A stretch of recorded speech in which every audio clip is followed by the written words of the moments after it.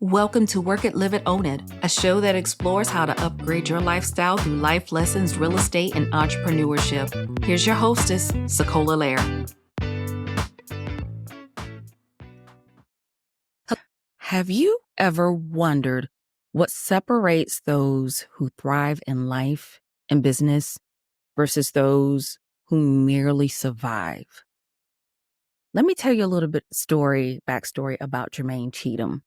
Jermaine is a trailblazer who turned adversity into opportunity, transforming a life of uncertainty and challenges and constant upheaval to becoming a dynamic entrepreneur and coach. Now, even though he was raised amidst constant upheaval and abandonment, Jermaine discovered early on that success wasn't about playing the game, but rewriting its rules. So going from selling candy at school to shattering sales records, he found his stride in entrepreneurship and eventually empowering others to do just that. So I want you to give a warm welcome to Jermane Cheathem as we delve into his story of resilience, strategic thinking, and the power of choosing to be a creator rather than a victim in both life and business. Welcome to Work It, Live It, Own It. So welcome, Jermaine. How are you doing today? I'm great, Sekola. That was one hell of an introduction. I don't know if I could have said it better myself. Hey, I try to amp up everyone that comes on the show, and sometimes we got to amp up ourselves, right? Yeah, you got to do what you got to do, right? You got to do what we got to do. So, Jermaine, I just want to say thank you for taking your time to sit down and talk with us today in the Work It, Live It, Own It community. But to dive in a little bit, I'm interested because after reading your bio and actually following and listening to you on LinkedIn, I was really intrigued and wanted to reach out to have this conversation. And if you don't mind, can we just get a little backstory about some of the early challenges and lessons that you've learned? I mean, your childhood involved constant movement and adversity. And I want to know, how did these early challenges actually shape your resilience and approach to building a successful life and business? So I grew up basically on the wrong side of the tracks, and with the narrative that this is a self-imposed narrative that the world is untrustworthy, that people are runners, that they don't want to be seen, because I was abandoned by my biological and adoptive father by the age of 7. I moved 18 times by the age of probably 13, 14. And just growing up in bad neighborhoods where you just saw desperation in general. And I never knew what to believe about people, about myself. And I developed a worldview that said, the world is full of people that don't want to take responsibility. And I didn't like this worldview that I developed. And so I wanted to challenge it. And that was my mission, was to challenge the truth, to find out what the truth is about myself and about other people and what makes them operate and why are they so fearful, and what do they really want? And that was the beginning of my journey to finding freedom. And the ultimate freedom is always mental freedom. Everything is downstream from there. And that was always my North Star. Thank you for sharing that. And I can relate to that. I used to be one of those people who had a chip on their shoulder about everything, didn't trust a lot of people. So thank you for being vulnerable enough to share that story. And how did this actually transition you into where you are? Because you started out as an employee, right? You made a significant shift from being the employee to an entrepreneur. What inspired this transition, and how did it redefine your definition of success and fulfillment? I think it comes down to trying to find out what the truth is. And so I always thought that you're supposed to just get a job, have a 9 to 5, have a safe path so you can tiptoe safely to death, right? Mhm. And I believed the brainwashing. I believed the cultural conditioning until I didn't. And it goes back to this idea of challenging the status quo. And the biggest challenge, biggest status quo you can challenge is your own personal belief system that you accepted, that you bought into, that you listened to, because no one ever controls you. You allow them to control you. You accept these ideas. And so when I was an employee, I accepted the employee model until I decided I'm not going to do this anymore. I'm going to try something different. I'm going to challenge this notion that we're supposed to work at a company for 40 years and then retire at 75, 65, where you're too old to go do anything or enjoy yourself because you have bad knees. And that wasn't the life I wanted to live. So, I knew that was the only path for growth, because growth is my only option. I have no other options but to grow. And so I decided, okay, let's go into entrepreneurship and start my own business. I think a lot of us have that same journey, but you put it so succinctly where you're saying we're slowly tiptoeing to death. And that's a scary thought. And there's nothing wrong with having that 9 to 5, but at the same time, I've seen it so many times where people are working into their 70s, like you said, and then it's kind of late then wanting to travel the world. If you're still in health, you're in healthy, fit shape or condition, okay, and you're able to do that, that's great. But I know a lot of people who don't. And I've even worked with quite a few people who worked 30 plus years, only to find out a couple of years later they passed away because they had cancer. And I'm like, wow, that's so devastating because they didn't even really get to enjoy life outside of waking up and working that 9 to 5, having that proverbial ball and chain attached to them. So thank you. Thank you for that. Now, Jermaine, sorry, Jermaine, looking back on your journey, can you share some of your significant setbacks that you faced, whether in life or in business, and how you overcame them and continued to move forward? I think every day is a setback.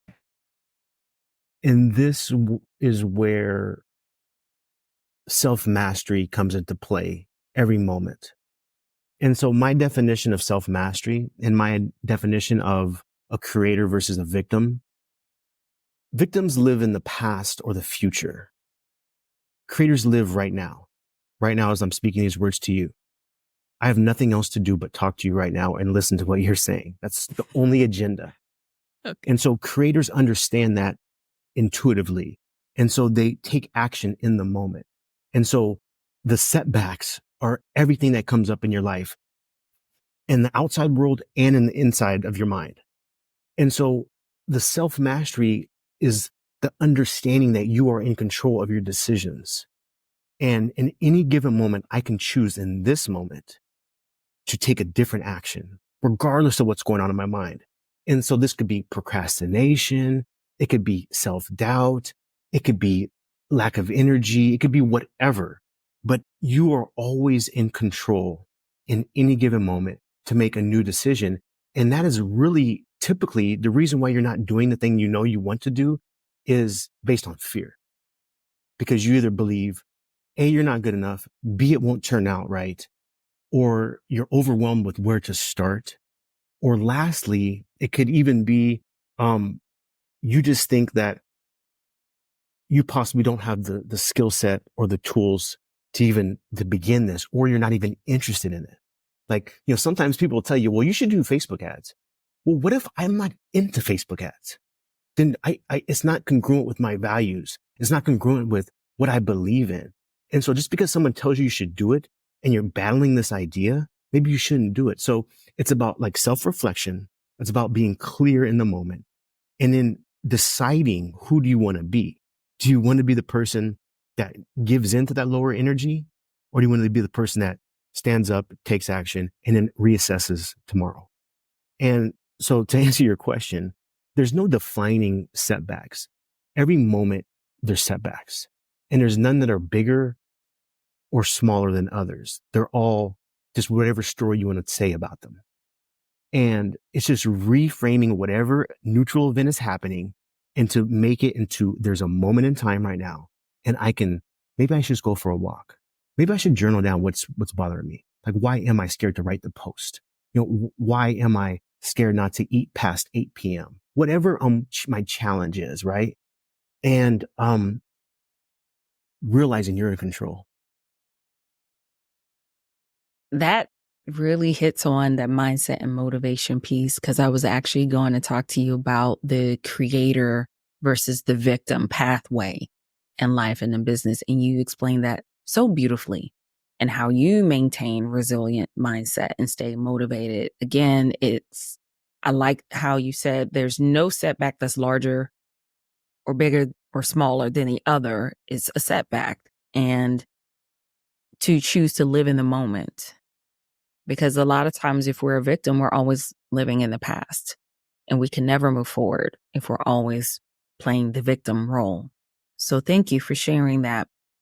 Now, you've achieved breakthroughs in sales and focusing on strategic partnerships.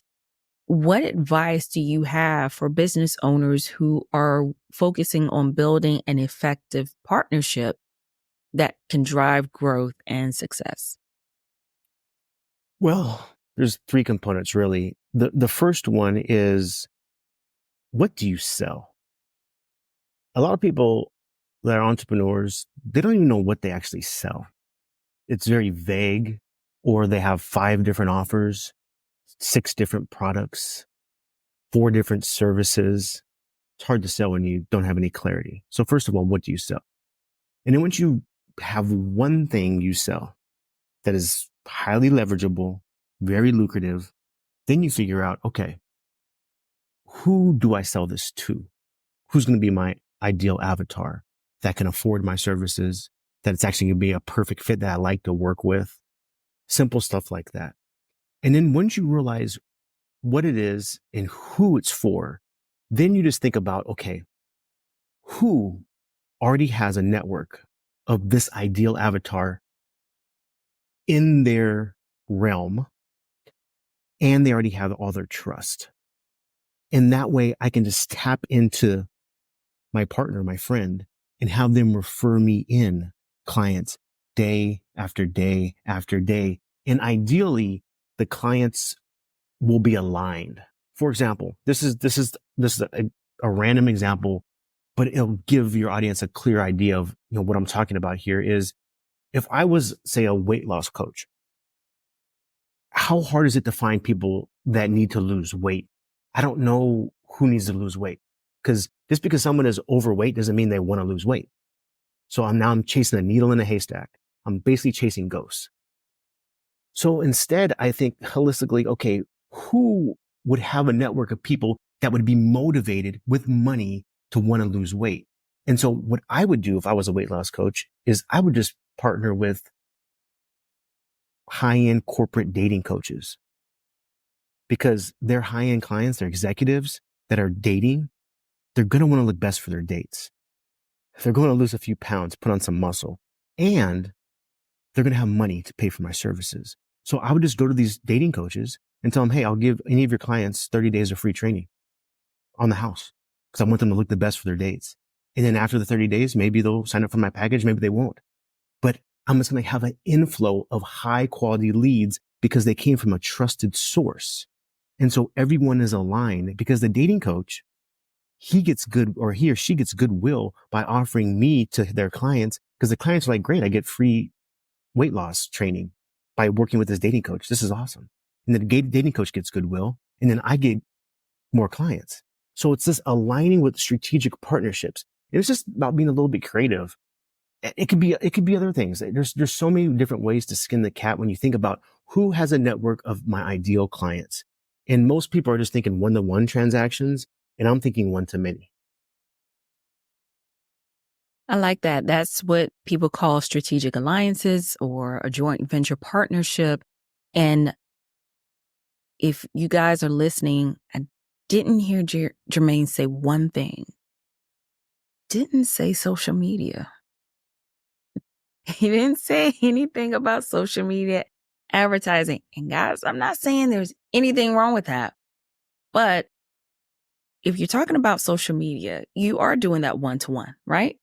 And then if you're constantly doing that one-to-one, then you're going to always constantly try to put out money, put out ads. And if you are just starting out in business, I don't recommend you paying money for ads or for leads because it's operating for me personally, and I'm speaking for me personally, is operating out of this feast and famine mentality of scarcity and lack. It's like, okay, I gotta put out more money to get more. But if you are partnering yourself, like Jermaine says, with people who have this revolving door or constant flow of people who need your services, and they know you and they trust you and you've built a great relationship with them, then you have that leverage of a win-win relationship.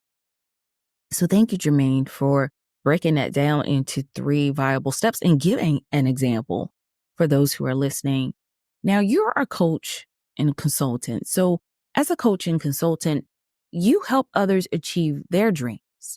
So could you share a powerful transformation story with permission, if you have permission, or key principles that every entrepreneur should know to achieve both business success and personal fulfillment? So there's really only 3. Okay. And I'm about simplicity, and I'm about leverage, and I'm about doing the least amount of work to get the biggest bang. And so the way I think about life and business is I think about 3 buckets. We all have the same 24 hours in a day. So let's not overcomplicate this. We have the morning, we have the daytime, and we have nighttime. So in the morning, I call this win before noon. And with my clients, I make sure they set up their morning so they do 80% of the heavy lifting on their business before 12 noon, before lunch. And so this is all about self-mastery. This is about discipline. This is about routines, habits. And what I even like better is rituals. Because when you call them rituals, they become more powerful. They become something inside of you. And so this is about setting daily actions that you take. And this is personal. You have to know yourself, know thyself. But this is about waking up at a certain time, whatever time that is for you. Getting your mind right. This could be journaling. This could be meditation. This could be working out. This could be whatever we decide we want to do. But for the first hour, hour and a half, 2 hours, that's the focus. It could be reading. We go through that part of it. So it's waking up at a designated time. Basically, we want to frame it where you start doing the things you said you're going to do every day. And we build from there. And it can start very small because you want to take baby steps, but it's about framing the morning where you focus on your mind, your body, and your spirit. And then we move into 4-hour dedicated deep blocks of focused work. And it's only 4 hours. So if you wake up at 6 a.m. and you have 2 hours to putz around and get your mind right, start at 8. From 8 till noon, all you're working on for 4 hours. You can use your phone as a timer. There's no need to overcomplicate it. You don't have to put this on your calendar, put 60 minutes on the timer and you start go. And we find the highest leverage activity. So for example, say the dating coach, the weight loss coach. All you're going to do if I was coaching the weight loss coach, go on LinkedIn, find all the dating coaches on LinkedIn and DM them, start a conversation. Don't sell them anything. Don't pitch them anything. Start a conversation. Hey, I see you're from Cincinnati. Cool. I love the Reds, whatever. Make up some shit. Doesn't matter. Start conversations with people. Be friendly. Be a human. You do that for 4 hours. You are going to have, at the end of 30 days, so many deals and leads in business you're not going to know what to do with. But the beautiful part about that is you're only doing that one thing for 4 hours. That's the one thing. That's it. Talking to dating coaches, high-end corporate executive dating coaches. That's it. At noon, you're done for the day from work. From noon till about 3 or 4, I want you to read books, go on walks, go to the gym, listen to podcasts, fill your mind with ideas that's going to get you thinking about what you did during that 4-hour block and how you can be better tomorrow. Maybe you listen to some sales training or some type of psychology podcast, whatever. Just so you can start to build that muscle of how can I iterate a little bit every day on the next 4-hour block tomorrow. And then 3 or 4 o'clock, you start to do your social stuff, hang out with your family, your friends, your kids, go play little league, whatever, play basketball, chill out, go to church. I don't care. Watch TV, relax. Then around 8, 9, before about an hour and a half before bed, you need to start winding down, no devices. And we start thinking about what are you going to read? And you're going to write down tomorrow's list today. What's the thing you're going to do for 4 hours tomorrow? You write it down. And, so you're planting that seed in your mind of, I'm going to work on this for 4 hours tomorrow. And this is the time I'm going to wake up. You write down those two things. And then you, read and you go to bed. You have no devices and you do that again. And it's about these 2 bookends, the morning and the evening. And in the middle of the day is basically the 4-hour block of execution on one thing. So you're not overwhelmed. I like that. That was helpful, even for me. Thank you for sharing that, because in the morning, you're focused on you, starting your day, setting the tone for your day, taking care of yourself, and then the 4 blocks of execution. So if someone says, well, I have all these ideas, right? They're a creator and they have all these ideas of things that they want to do. How do you even help them hone down on, okay, let's pick one? Or do you tell them, okay, let's pick one thing that we're going to execute for a time period? Or do you help them to figure out, okay, what is the most important ones that they should focus on?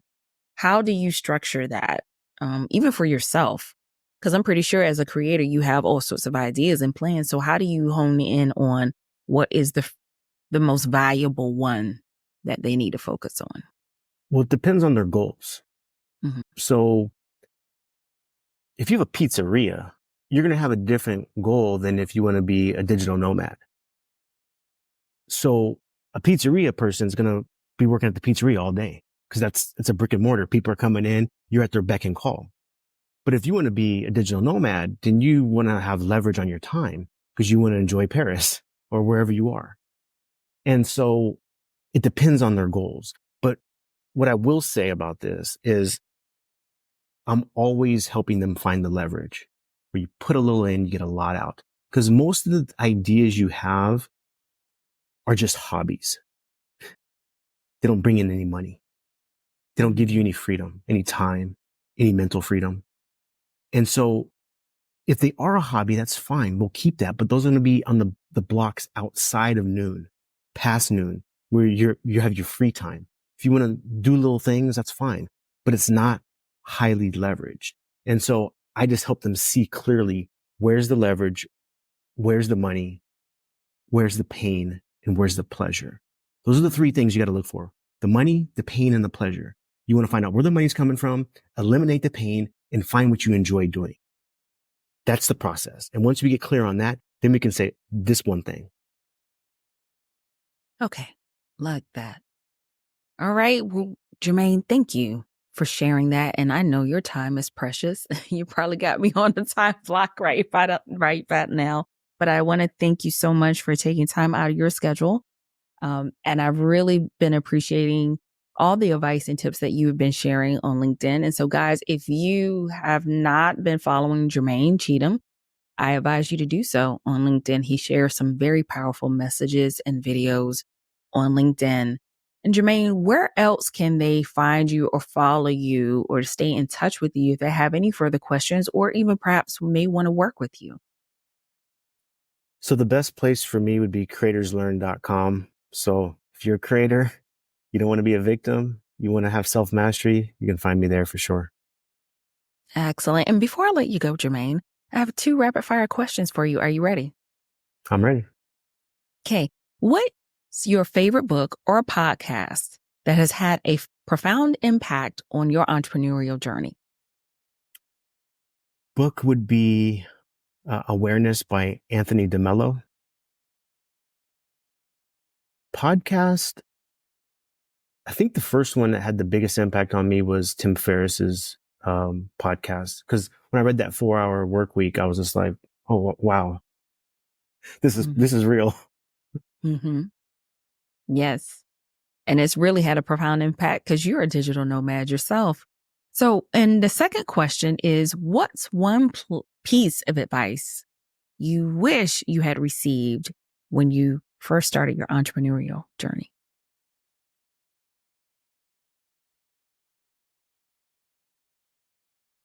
I don't really have anything because I always believe you're right where you're supposed to be. And so for me, trying to go back in time and pre-warn myself about something I'm going to face eliminates the joy of the journey and of life and of the fun. So I believe I'm right where I'm supposed to be. I've always been right where I'm supposed to be. And I don't need to try to avoid something that was not needed to be avoided. Thank you. And thank you for sharing your remarkable journey. Speaking of the journey piece.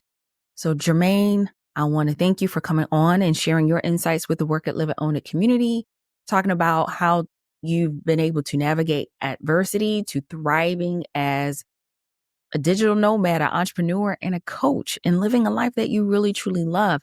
Now, his story reminds us of the power of resilience and strategic thinking and the choice to be a creator or a victim in our own lives.